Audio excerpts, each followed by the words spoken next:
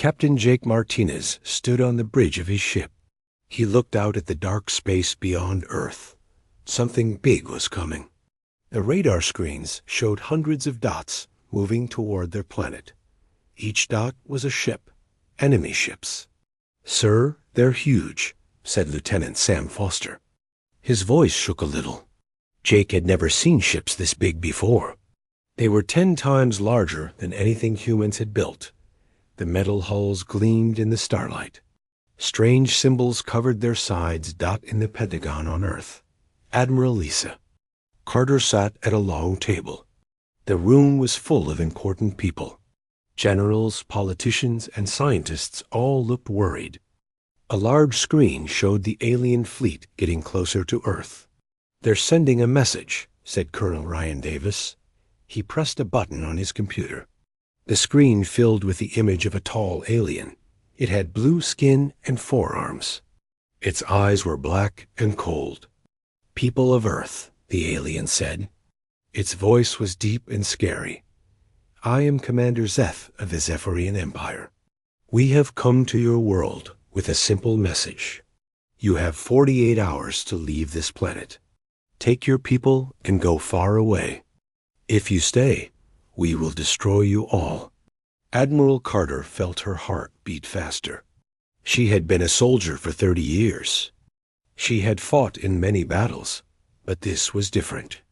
This was about the survival of the human race. "Why should we leave?" asked President Daniel Hayes. He was speaking to the alien through the communication system. "This is our home. We have lived here for thousands of years." The alien laughed. It was not a happy sound. "Your home now belongs to the Zephyrian Empire. We have taken 1,000 worlds. Your Earth will be number 1001. You can run away and live, or you can stay and die. Choose quickly." Dr. Amy Rodriguez was working in her lab on Mars. She was studying the alien language. The words they used told her something important about how they thought. These aliens had never met anyone who fought back. Every other species had run away. When they came, "They expect us to be afraid," she said to her assistant, Ben Thompson. "They think we will pack up and leave like everyone else did." Ben shook his head. "They don't know humans very well, do they?" Back on Earth, President Hayes called a meeting with world leaders. The United Nations building was full of people from every country. They all had the same question. What should humanity do? "We can't fight them," said the leader of China. "Look at their ships. They have weapons that can destroy cities. We have nothing that can stop them." "Maybe we should consider leaving," said the leader of Germany. "We could find another planet, start over somewhere else." President Hayes stood up. His face was serious. "Let me tell you something about humans. We don't run. When the Ice Age came, we didn't run. We learned to make fire and warm clothes. When diseases killed millions, we didn't run. We created medicine. When wars threatened to destroy us, we didn't run. We fought back and became stronger. The room was quiet. Everyone was listening. These aliens think we're like the others," Hayes continued. "They think we'll see their big ships and get scared. They think we'll pack up and leave our home. But they're wrong. We're not leaving. We're staying. And we're going to fight." On the space station orbiting Earth, Captain Helen Foster watched the alien fleet through her telescope. The ships were beautiful in a terrifying way. They moved in perfect formation. Each one was a weapon of war. "Ma'am," said her communications officer, "we're getting messages from all over the solar system. The colonies on Mars want to fight. The mining stations on the asteroids want to fight. Even the research base on Pluto says they're ready." Helen smiled. This was what made humans special. When faced with impossible odds, they didn't give up. They got angry. They got creative. They got dangerous. Doctor Peter Collins was in his laboratory under the surface of the moon. He was working on new weapons. The government had asked all scientists to help. Peter was good at making things explode. He had been working for 20 hours straight. "Sir," said his assistant, Kate Williams, "the president is on the news. He's about to make an announcement." Peter stopped working and turned on the television. President Hayes was standing behind a podium. The American flag was behind him.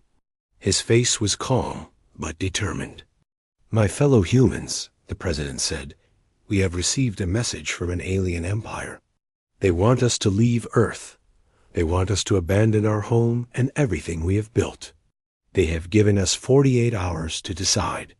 The president paused. He looked directly into the camera. "I have consulted with leaders from around the world.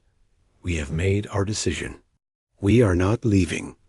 Earth is our home. We will defend it. We will fight for it. We will die for it if we must." The camera showed people all over the world watching the speech. Some were crying, some were scared, but many were angry. They were ready to fight. To the Zephyrian Empire, the president continued, "We say this: you have conquered 1,000 worlds. You have never met a species like us. We are humans. We don't run. We don't surrender. We don't give up. If you want our world, you'll have to take it. And we promise you this: it won't be easy." The 48 hours began to count down. Across the solar system, humans prepared for war. They knew they were outnumbered. They knew they were outgunned. But they also knew something the aliens didn't. Understand that sometimes the most dangerous enemy is the one with nothing left to lose. Colonel Ryan Davis sat in the command center on Earth's moon. Through the big window, he could see the alien ships moving closer. They moved like a pack of wolves, slow and careful. They thought they were hunting weak prey. "Sir, the first group is entering the asteroid belt," reported Lieutenant Commander Helen Foster. She was on a small, fast ship called the Shadow Runner. Her job was to hide and watch the enemy. "They're moving in the same formation they always use." Ryan nodded. The aliens had fought the same way for hundreds of years. They had big ships with powerful weapons. They would fly straight at their enemy and blast them to pieces. It had worked every time before, but humans were different. On Europa, one of Jupiter's moons, Commander Chris Baker was ready. His base had big guns that could shoot energy beams across space. The aliens had seen weapons like these before. They knew how to fight them. "All units, this is Baker," he said into his radio. "Remember, we're not trying to win this fight. We're trying to make them think we're weak. Let them come close. Let them feel confident. Then we show them what humans can really do." The first alien ship entered the range of Baker's guns. It was massive, longer than 3 football fields. Its hull was covered in armor that could stop most weapons. The ship had enough firepower to destroy a small city. Baker gave the order to fire. Bright blue beams shot out from his base. They hit the alien ship and bounced off its shields. The ship didn't even slow down. "Direct hit, no damage," reported his weapons officer, Tony Rodriguez. "Their shields are too strong." More alien ships joined the first one. They fired back with red energy beams. The shots hit Baker's base hard. Explosions rocked the buildings. People ran for cover. "Shields at 50%, called out Janet Moore from the engineering station. "We can't take much more of this." This was exactly what Baker wanted. He needed the aliens to think they were winning easily. He needed them to get careless. The alien ships moved closer. They were confident now. They had seen human weapons, and they weren't impressed. Just like all the other species they had conquered, humans seemed weak. But Baker had a secret. Engineer Kate Williams had been working for months on a special project. She had taken the machines that mined asteroids and turned them into weapons. Instead of digging up rocks, they now shot them at incredible speeds. "Kate, are you ready?" Baker asked. "Ready, sir," she replied. "The kinetic launchers are loaded. We have 1,000 tungsten rods ready to fire." The alien ships were very close now. Their weapons were tearing Baker's base apart. It looked like the humans were about to lose. Now! Baker shouted Dot, hidden in the asteroid belt. Dozens of mining machines activated. They launched metal rods at 20% of light speed. The rods were small, but they were moving so fast they hit like nuclear bombs. The aliens had never seen anything like it.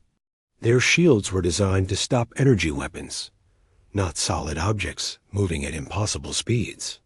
The first rod punched through the lead ship like it was made of paper. The ship exploded in a bright flash. What was that? Came a panicked voice over the alien communication channel. Dr. Peter Collins, who was listening from his base on the moon, translated for the Yin Sly. "Human forces. They're asking what kind of weapon that was," he reported. "They've never seen kinetic projectiles used in space combat." More rods hit more ships. The perfect alien formation broke apart as ships tried to dodge, but the rods were too fast. In 30 seconds, 20 alien ships were destroyed. "This is impossible," came another alien voice.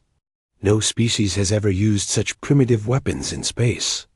That word, primitive, made the humans smile. The aliens thought they were so advanced with their energy shields and plasma weapons.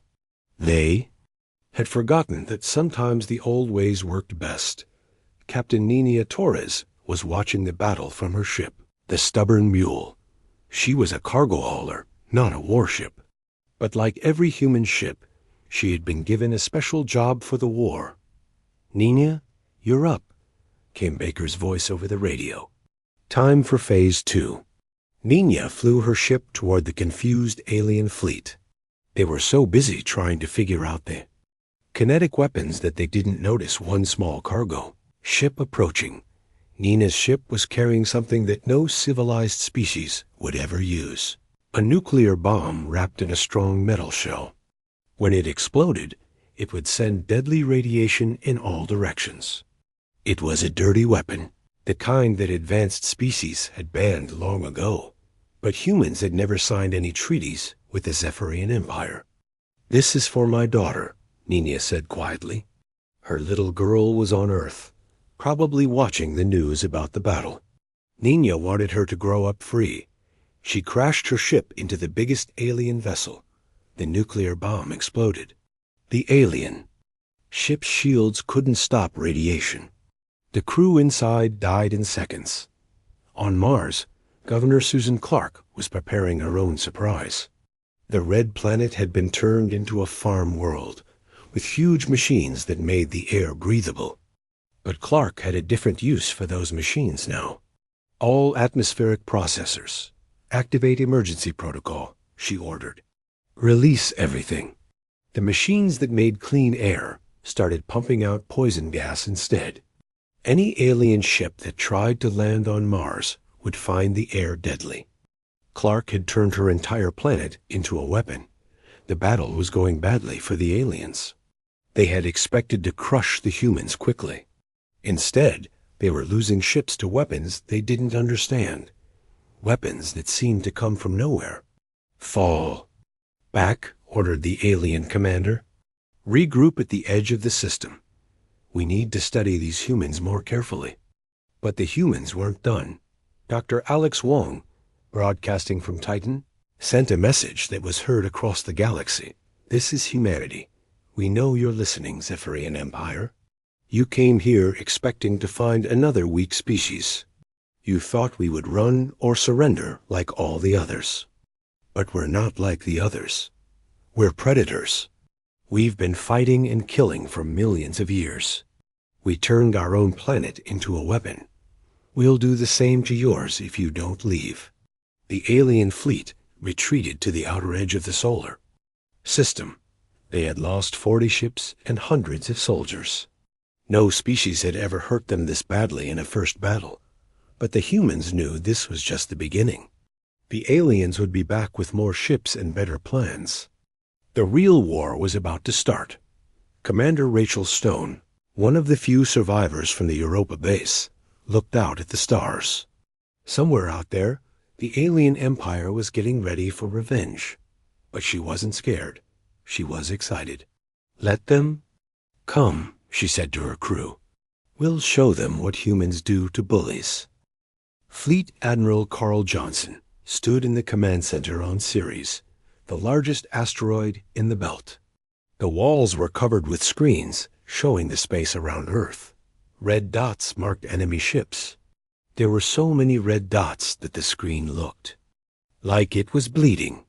"Sir, the alien fleet has tripled in size," reported Captain Nina Torres.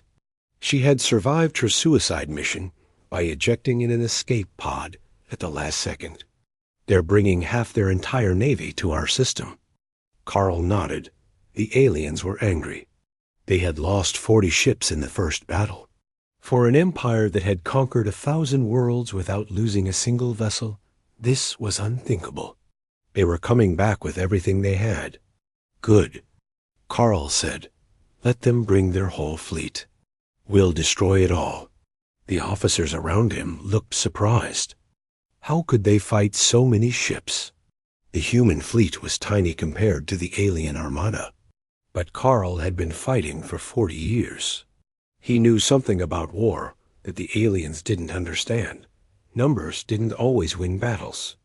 Sometimes the side that was willing to do anything won. Instead, Captain Oliver Brooks was piloting his cargo ship, the Stubborn Mule, through the wreckage of the first battle. The ship had been patched up with spare parts and prayers. It wasn't pretty, but it could still fly. "Sir, we're approaching the target," said his co-pilot, Roy Patterson. They were heading toward Mars, where the alien fleet was gathering for their next attack. Oliver's ship was carrying a special cargo. It looked like normal mining equipment, but Dr. Gary Miller had made some changes. The machines were now designed to eat through metal hulls and explode when they found something important. "Remember," Oliver said to his crew, "we're not trying to destroy their ships. We're trying to make them paranoid. We want them to think every piece of space junk might be a weapon." The aliens had spent centuries fighting honorable battles. They lined up their ships, fired their weapons, and the strongest side won. But humans didn't believe in honor. They believed in winning.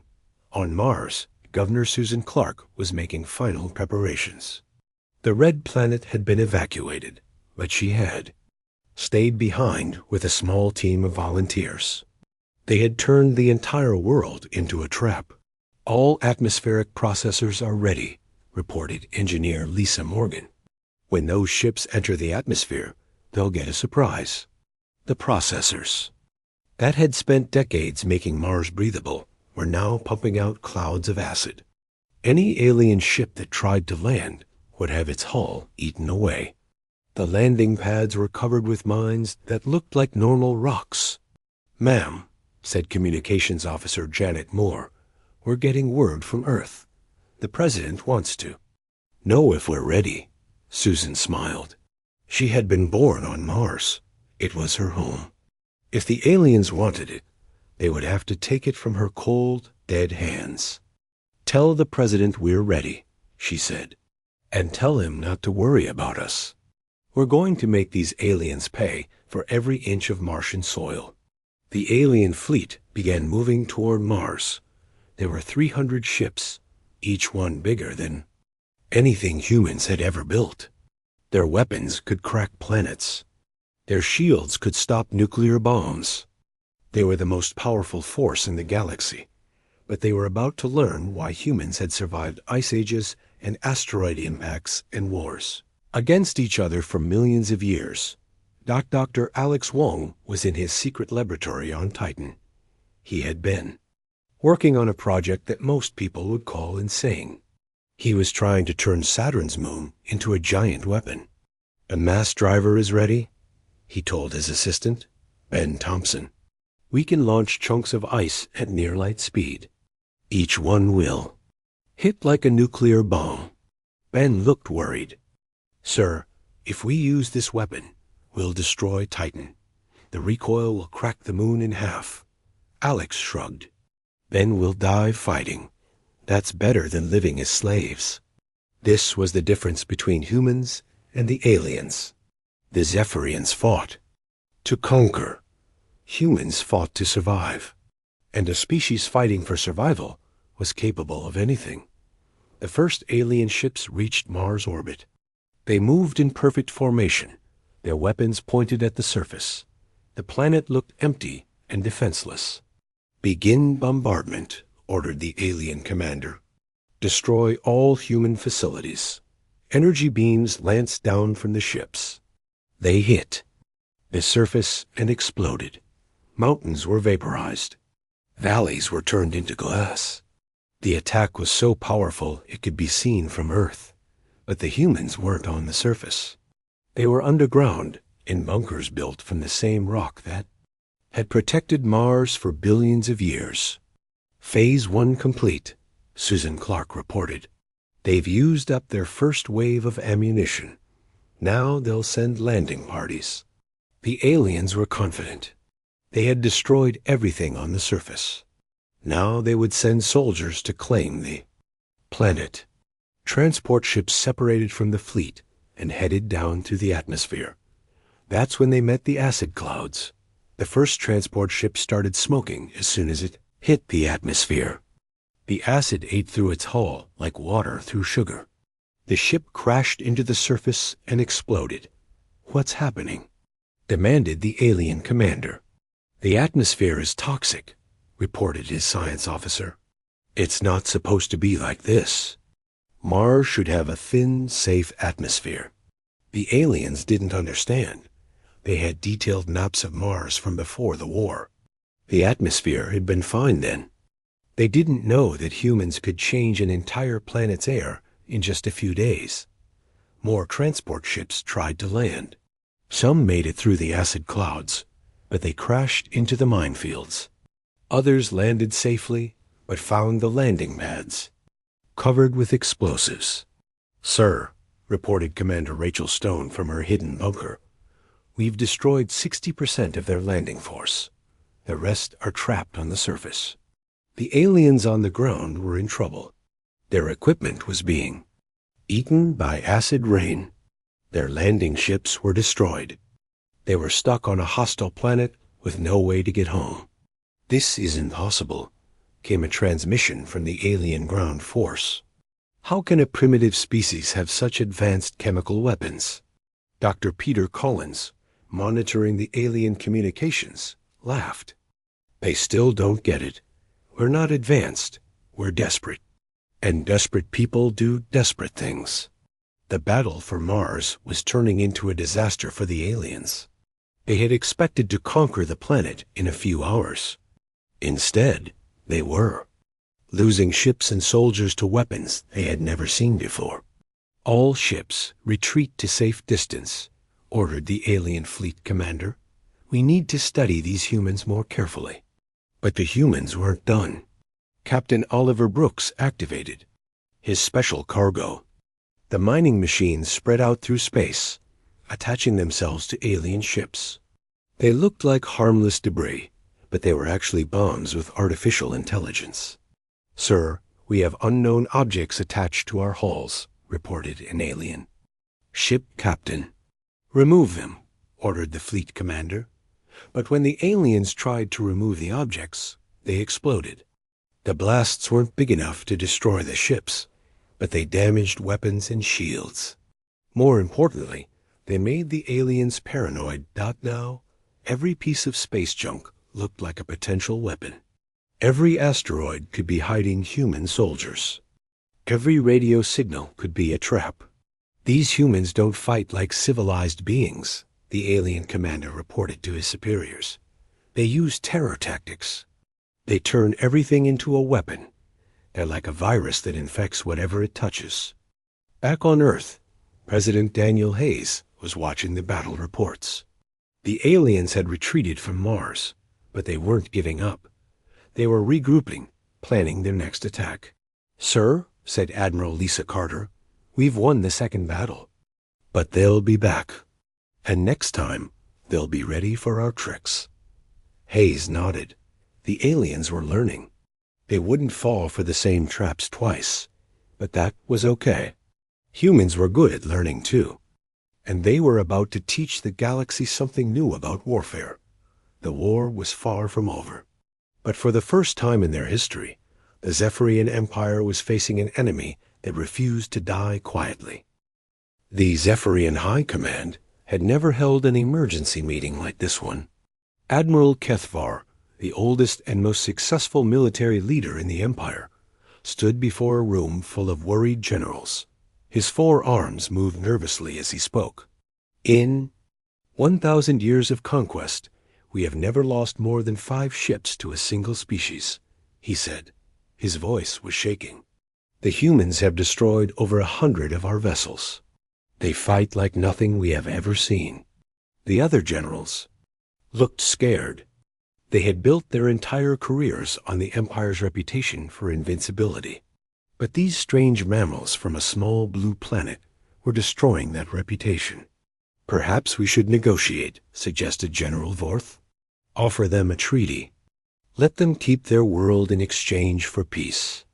Kethvar's black eyes blazed with anger. The Empire does not negotiate with inferior species. We will crush these humans. But first, we must understand how they think. On Earth, General Tony Rodriguez was working 20-hour days. The planet had become a giant weapons factory. Every city, every town, every farm was now making tools of war. Ma'am, he said to President Sharon Davis, the civilian population has exceeded all production targets. Factory worker Janet Moore's team has converted the entire automotive industry to produce space mines. We now have more weapons than we know what to do with. Sharon nodded, but she looked worried. It's not enough, Tony. The aliens are bringing their main fleet. Intelligence reports say they have 5,000 ships coming our way. 5,000 ships. The number was almost impossible to understand. The human fleet had maybe 200 vessels, and most of those were converted cargo haulers and mining. Ship's Captain Oliver Brooks commanded the carrier Indomitable, one of the few real warships humanity had managed to build. His ship was smaller than a single alien fighter, but it carried something new. Pilots who had trained in simulators built from captured alien technology. Sir, said Lieutenant Ashley Cooper, the leader of his fighter squadron, we've studied. Their flight patterns, they're predictable. They always attack in the same formations. They never change their tactics. Oliver smiled. That was the aliens' weakness. They were too successful. They had conquered so many worlds that they had forgotten how to adapt. They did the same thing over and over because it had always worked before. But humans were different. When something didn't work, they tried something else. When they ran out of conventional weapons, they made unconventional ones. Dr. Gary Miller was working in a secret facility hidden in the asteroid belt. His project was so dangerous that even thinking about it made his hands shake. He was trying to turn the sun into a weapon. Sir, said his assistant, Carlos Santos, the stellar manipulation device is ready for testing. But if we're wrong about the calculations, we'll destroy the entire solar system, Gary finished. I know, but if we don't try, the aliens will destroy us anyway. At least this way, we'll take them with us. The device was built from technology that humans barely understood. They had reverse engineered it from captured alien equipment, then improved it in ways that violated several laws of physics. It could focus the sun's energy into a beam that could reach across the solar system. The alien fleet arrived at the edge of human space like a metal storm. 5,000 ships, each one a masterpiece of military engineering. They carried enough firepower to sterilize 100 worlds. This is Admiral Kethvar, came the transmission to Earth. Humans, you have fought bravely, but this ends now. Surrender, and we will make your deaths quick. President Davis stood in the White House Situation Room, surrounded by her military advisors. Through the window, she could see people in there. Streets. They weren't running or hiding. They were watching the sky, waiting for the battle to begin. "Admiral," she said into the microphone, "I have a message for you. This is humanity's answer to your ultimatum." She held up her middle finger. The battle began when the alien fleet crossed into the solar system. But instead of finding the weak defenses they expected, they found something impossible. The space between planets was full of weapons. "Sir," reported an alien ship captain, "we have mines everywhere. They're not just floating in space. They're hidden in asteroids, attached to comets, buried in the rings of Saturn." Admiral Louise Parker, commanding the human defense from the moon, had spent months preparing for this moment. Every piece of rock in the solar system had been turned into a potential weapon. "All units, activate Protocol Omega," she ordered. Mines weren't just explosive devices. They were smart weapons that could think and learn. When the aliens tried to destroy them, the mines adapted. When the aliens tried to avoid them, the mines moved. "This is impossible," came an alien transmission. "Mines cannot behave like this. They are not alive." But the humans had made them alive. Each mine had a small computer brain that could learn from the others. They were like a swarm of angry bees, working together to protect their hive. The alien fleet was taking heavy losses, but they kept coming. They had enough ships to absorb terrible casualties and still fight. That was what made them so dangerous. Captain Frank Miller took his battlecruiser Relentless deep into the enemy formation. His ship was fast and well armed, but it was still just one vessel against thousands. "Sir," said his weapons officer, "we're surrounded. There's no way out." Frank smiled. "Good. That means we can shoot in any direction and hit something." The Relentless opened fire with everything it had. Lasers, missiles, railguns, and weapons that didn't have names yet. The ship was like an angry wasp in a cloud of giants, stinging everything it could reach. But the real surprise came when the alien fleet reached the orbit of Earth. They expected to find a helpless planet defended by a few space stations. Instead, they found something that made their computers crash from trying to understand it. Dr. Gary Miller's stellar manipulation device activated. The sun, which had been burning peacefully for billions of years, suddenly focused its energy into a beam of pure destruction. The beam was narrow, precise, and hot enough to melt planets. "Impossible," whispered Admiral Kethver as the beam swept across his fleet. "No species has ever weaponized a star." The beam moved slowly, like a lighthouse, turning in the darkness. But everything it touched simply vanished. Ships, debris, even empty space seemed to burn. In 30 seconds, the alien fleet lost 1,000 vessels. "Fall back," Kethver ordered. "All ships retreat to minimum safe distance." But the humans weren't finished. Engineer Lisa Morgan had been working on self-replicating war machines. They were small robots that could build copies of themselves using any metal they found. Each one was programmed to attack alien ships and then build more robots to continue the fight. "Sir," reported an alien captain, "we have mechanical parasites on our hulls. They're eating through our armor and building more of themselves." The robots spread from ship to ship like a disease. They were too small to destroy with heavy weapons, but too numerous to remove by hand. The alien fleet was literally being eaten alive. "These humans are insane," Kethver said to his staff. "They turn their own sun into a weapon. They build machines that consume everything. They fight like they want to destroy the universe." Dr. Alex Wong, broadcasting from his hidden base, sent a message to the alien fleet. "This is humanity. We know you're scared. We know you've never faced anyone like us. Here's what you need to understand. We're not trying to conquer you. We're trying to survive. And a species fighting for survival will use any weapon, break any rule, destroy any enemy, even if it means destroying ourselves. The alien fleet was in chaos. They had lost 2,000 ships and gained nothing.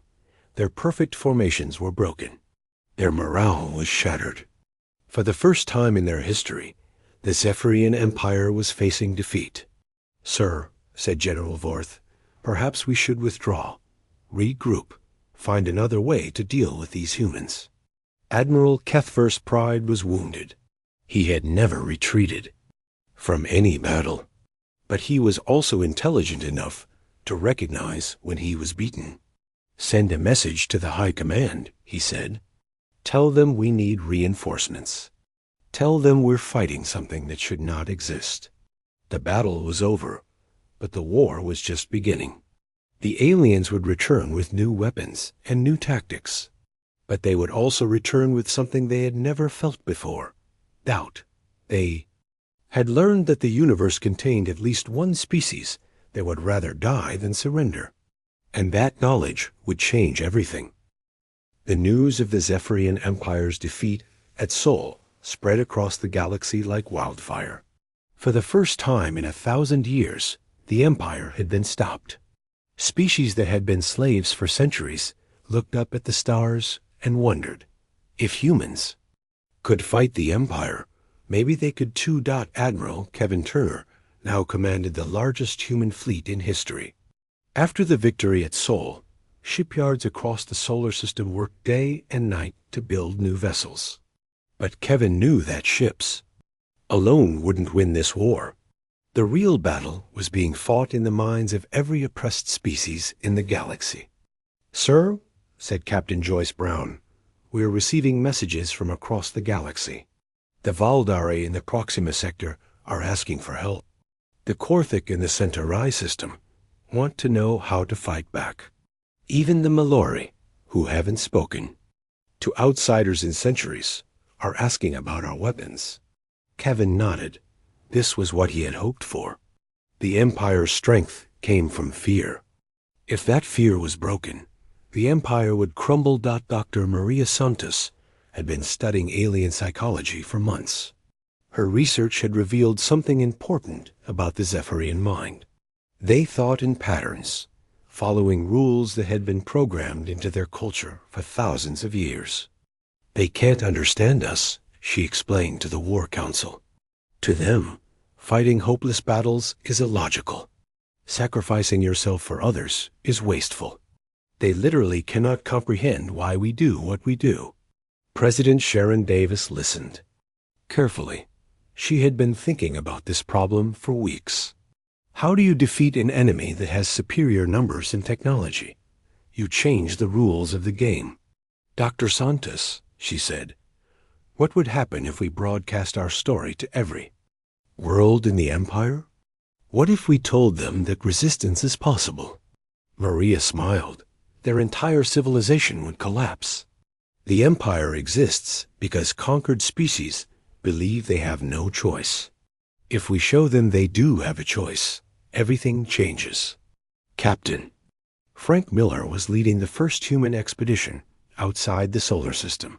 His ship, the Relentless, had been upgraded with captured alien technology. It was faster than any human vessel had ever been, but it was still tiny compared to the ships they might face. "Sir," said his communications officer, "we're approaching the Proxima system. The Valdari are waiting for us." Frank had studied the Valdari files. They were a peaceful species that had been enslaved 300 years ago. They had never fought back because they believed it was impossible. The Valdari homeworld was a beautiful blue and green planet that reminded Frank of Earth. But the cities were full of Zephyrian soldiers, and the sky was dark with alien warships. "Is Captain Miller of the Earth vessel Relentless?" he broadcast. "We've come to help you fight for your freedom." The response came from Valdari leader Zeth Mira, speaking in broken English. "Help? How can your small ship help us? The Empire has 1,000 ships here." Frank smiled. "We don't need to beat them in a fair fight. We just need to show them that they can be beaten. The plan was simple but dangerous. The Relentless would attack the Zephyrian fleet, not to destroy it, but to prove that it could be done. Once the Valdari saw that Empire ships could be hurt, they would find the courage to fight back. The attack came at dawn. The Relentless flew straight at the center of the Zephyrian fleet, its weapons blazing. The ship was surrounded by enemy vessels, but it kept fighting. "Sir," reported the weapons officer, "we've damaged 12 enemy ships, but we're taking heavy fire." "Keep shooting," Frank ordered. "We need to give them a show they'll never forget." On the planet below, millions of Valdari watched the battle. They saw one small human ship fighting against impossible odds. They saw it hurt the Empire's invincible fleet. Most importantly, they saw it refuse to surrender. "If those humans can fight like that," said Valdare worker Kethlin to her friend, "maybe we can fight too." The idea spread through the planet like electricity. For 3 centuries, the Valdari had believed they were helpless. But watching the human ship dance between the alien giants, they realized something. The Empire could bleed. The Relentless was badly damaged, but it had done its job. As it limped away from the battle, something amazing happened. Valdari ships began launching from hidden bases. They were old, outdated vessels, but there were hundreds of them. "This is Zethmira," came the broadcast. "All Valdari ships, attack the oppressors. Today we fight for freedom." The Zephyrian commander couldn't believe what he was seeing. "The Valdari are attacking us. This is impossible. They haven't fought in 300 years. But the Valdari remembered how to fight.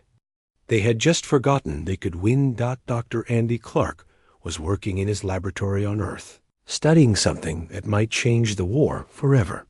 He had discovered that the Zephyrian Empire wasn't just held together by military force. It was held together by a computer network that connected every world, every ship, every soldier. "It's like a giant brain," he explained to Admiral Turner. "The Empire uses this network to coordinate everything, but it also makes them vulnerable. If we can introduce a virus into their system, we could bring down their entire civilization." Turner finished. "But how do we get access to their network?" Andy smiled. "We already have access. Every time they scan our ships, every time they intercept our communications, they open a connection. We just need to send the right signal." The virus Andy created wasn't designed to destroy the alien computers. It was designed to do something. Worse, it made them ask questions. Why do we fight? The virus would whisper to alien soldiers. Why do we conquer peaceful worlds? Why do we follow orders without thinking? These were dangerous questions for a species that had never learned to think for themselves. Commander Rachel Stone was leading a secret mission to the Rigel system. Her job was to make contact with the Korthic, a warrior species that had been enslaved 50 years ago. Unlike the peaceful Valdari, the Korthic had never stopped fighting. They just needed to be reminded that they could win. "This is Stone calling any Korthic forces," she broadcast. "We are humans. We have defeated the Empire twice. We can teach you how to do the same." The response came immediately. "Human ship. This is Korthic rebel leader Vashtar. We have been waiting for allies. Our people remember the old ways of war. The Korthic were natural soldiers. They had been fighting a guerrilla war against the Empire for decades. But they lacked the technology and tactics to win major battles. Rachel's ship carried more than weapons. It carried knowledge. Human fighting techniques, battle strategies, and most importantly, the understanding that the Empire could be beaten. The key, Rachel explained to Vashtar, is not to fight fair. The Empire expects honor and predictable tactics. Give them chaos instead. Within days, Korthic attacks became 10 times more effective. They stopped following the rules of civilized warfare and started fighting like humans, dirty, desperate. and dangerous. Back on Earth, President Davis received reports from across the galaxy. The rebellion was spreading faster than anyone had expected. Dozens of worlds were rising up against their oppressors. "Ma'am," said Admiral Lisa Carter, "the Empire is in chaos. They're pulling ships from the frontier to deal with rebellions in their core worlds. This is our chance to strike at their heart." The plan was audacious. A human fleet would travel to the Zephyrian homeworld and challenge the Empire where it was strongest. Not to conquer, but to prove that nowhere was safe from human determination. Captain Oliver Brooks volunteered to lead the mission. His ship, the Stubborn Mule, had been rebuilt so many times that it was more human engineering than original design. It was fast, tough, and packed with weapons that shouldn't exist. "Sir," said his navigator, Ben Thompson, "we're approaching the Zephyrian homeworld. There are over 10,000 ships defending it." Oliver looked at the massive fleet surrounding the alien capital. Each ship was a fortress in space. Together, they were supposed to be unbeatable. "Good," he said. "That means they're scared?" The human fleet was tiny compared to the defenders. 50 ships against 10,000. But those 50 ships carried something the Empire had never faced: the concentrated fury of a species that refused to die quietly. The battle for the Zephyrian homeworld lasted 3 days.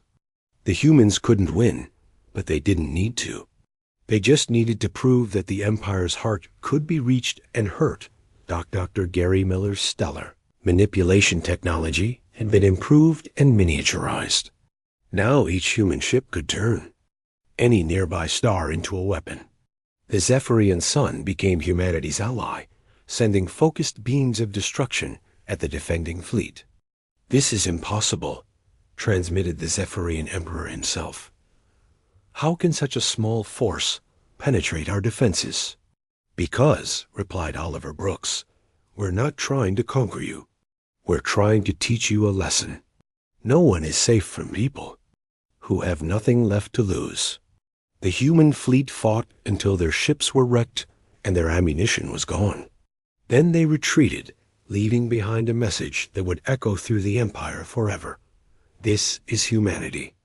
We came to your capital. We fought your best ships. We hurt you in your own home. Remember this: as long as one human lives, you will never be safe. The age of empire is over. The age of freedom has begun." The psychological impact was devastating. If humans could strike at the Empire's heart, what else could they do? The carefully maintained image of Zephyrian invincibility crumbled overnight.